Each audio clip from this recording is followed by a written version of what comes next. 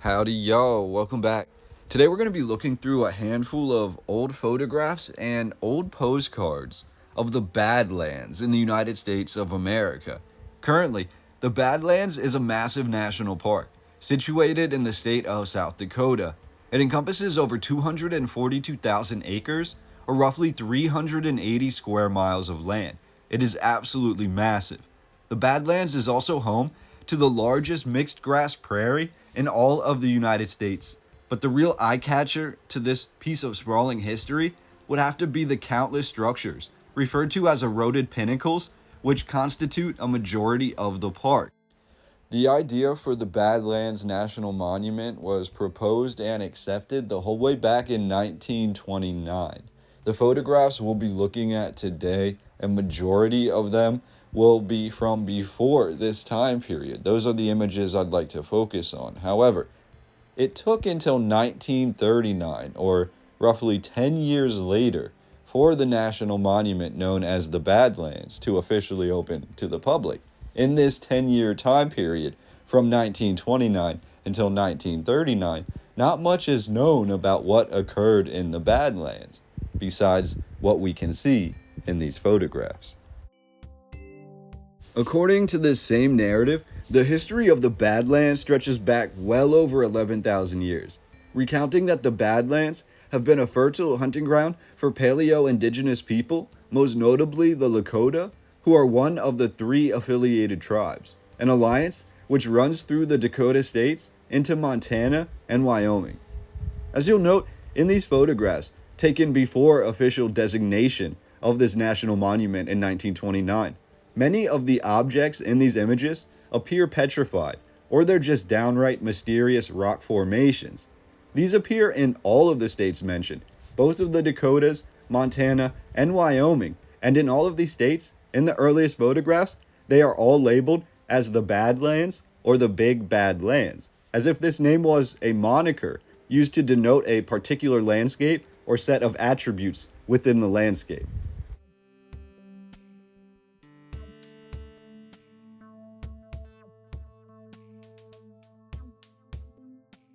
This current narrative continues by telling us that the Badlands were not actually occupied by the Lakota people upon their discovery, but instead the Badlands were revered, protected, and well known as a sanctuary for worship and a meeting place for tribal councils. These claims, however, seem to go against what the Lakota people were actually reporting in their oral history. One of these histories being, many Lakota did claim the land formations of the Badlands in all of these states, but mainly in South Dakota, was their own, as if the prairie lands were fertile with hunting grounds for the tribes of the Badlands. These ancient rocks also served a multitude of other purposes. One, the Great Badlands Wall, served as a lookout point for the Lakota, who could survey the landscape from atop these cliff-like walls. However, if the Lakota, or rather, if no indigenous group, lived in the Badlands full time, in what way would the Badlands have been so severely occupied that orders were handed down from the U.S. government to retake the Badlands at all costs?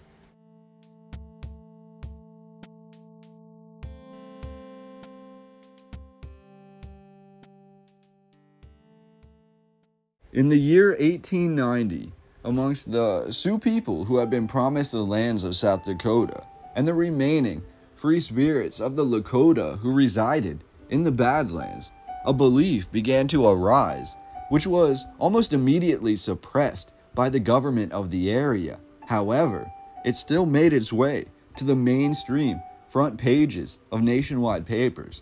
This was all started by the indigenous leader, a prophet known as Wovoka. Deep in the Badlands, Wovoka spoke of his ancestors who had built, not discovered, but built the Badlands. Wovoka discussed sin and the Great Spirit, sending destructive forces who wiped out the castles of Wovoka's ancestors. Wovoka spoke of responsibility and trust, and honoring one's word, and how the Great Spirit would come to punish those who disobeyed these common commandments. In doing this, Wovoka had gone hand in hand deeper into the mysterious nature of the rock formations in the Badlands, deeper than anyone else in the mainstream ever had before. The mainstream then labeled Wovoka a cynic, a liar, someone looking to stir up trouble. However, others, including a bulk of indigenous people in America, joined Wovoka's cause in one way or another, at least lending credibility to his claims about the true nature of the past in America. This uproar led to the American government condemning Wovoka and moving to officially uproot all people who resided in the Badlands and move them to North Dakota. Wovoka subsequently called upon all Native people to conduct something he titled a ghost dance, much akin to the dances of indigenous people we see in American folklore.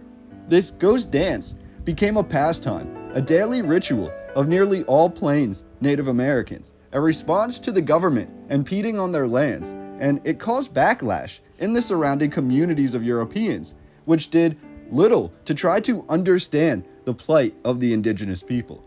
Wovoka also began creating something he called ghost shirts, popular for centuries amongst the Lakota people, but rarely seen by early European settlers.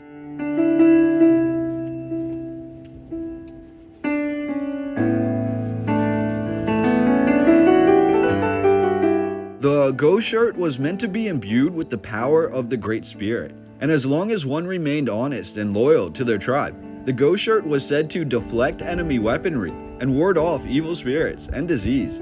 The ghost shirt is also now a common feature in the displays of indigenous people that we see throughout the 1900s American folklore. The last ghost dance officially took place in the Badlands in December of 1890. As winter closed in, so did the American government. The U.S. soldiers rode along the Great Badlands Wall before finally coming upon the largest congregation of Sioux and Lakota indigenous people in that area, all fresh off their ghost dance for Wovoka. The soldiers caught the tribes at Wounded Knee Creek, leading to the Wounded Knee Massacre, in which an estimated 300 indigenous people and more than 30 soldiers lost their lives.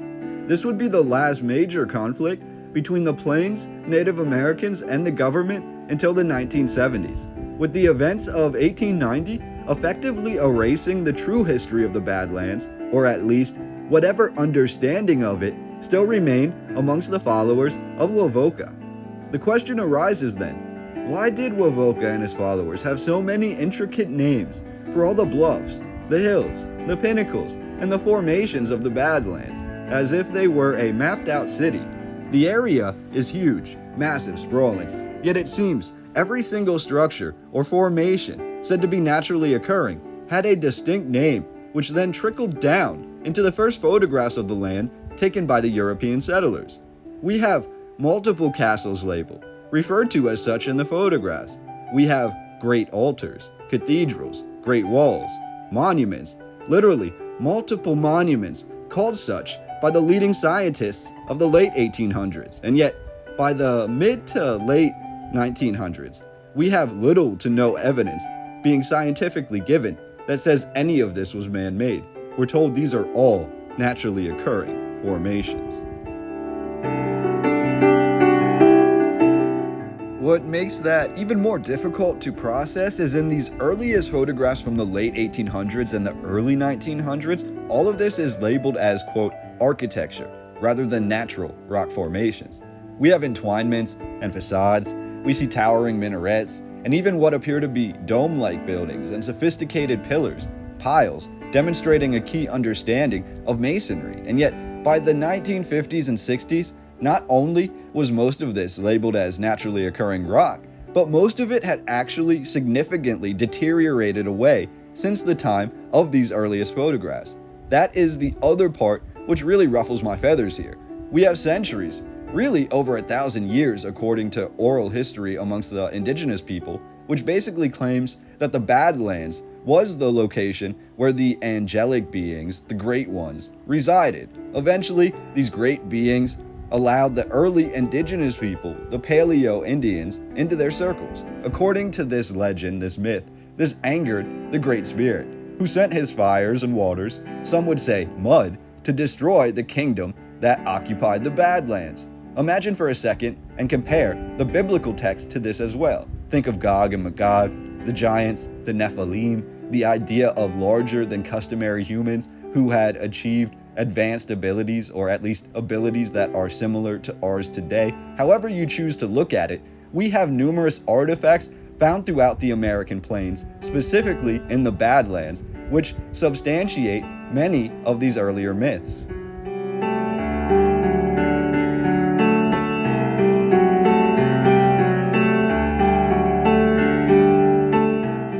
The question then becomes, can we find any photographic evidence which may bear fruit when it comes to substantiating any of these claims? That's exactly what today's video was meant to do. We have locations in the Badlands like Vampire's Peak, for example, photographed from the late 1800s onward, and it was once replete with these pointed, almost teeth-like minarets or towers, which jutted from its peaks. That being said, the entire structure, pictured 100 years ago or more, resembles something like a bare-bones castle. However, if you look at this location today, it simply does not look the same. Impetuous as it may be, we seem to have the first true explorers, or the first truth tellers, the first to set foot in the Badlands with their cameras, and instantly these photographers appeared to believe that they had struck gold.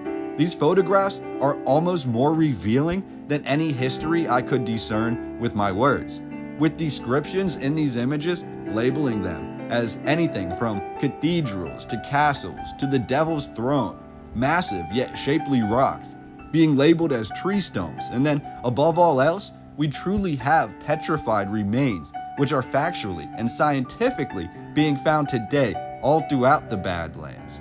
It's interesting to understand that this kingdom, or this national park as it's known today, is in the same landscape as thousands of structures that were once labeled as man-made, or at least they were labeled as formed by outside forces other than the hands of nature.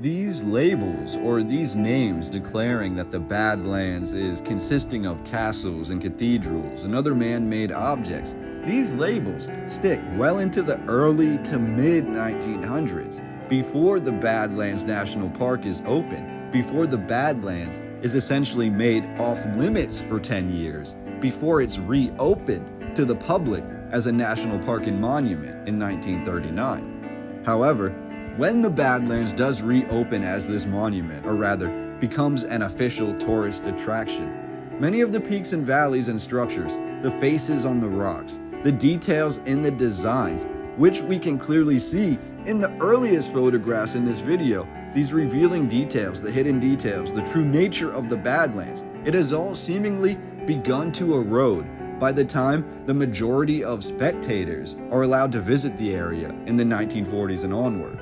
The towers, many of them have fallen. The patterned facades, seemingly painted along the castles, have now weathered away into more natural-looking colors and shapes.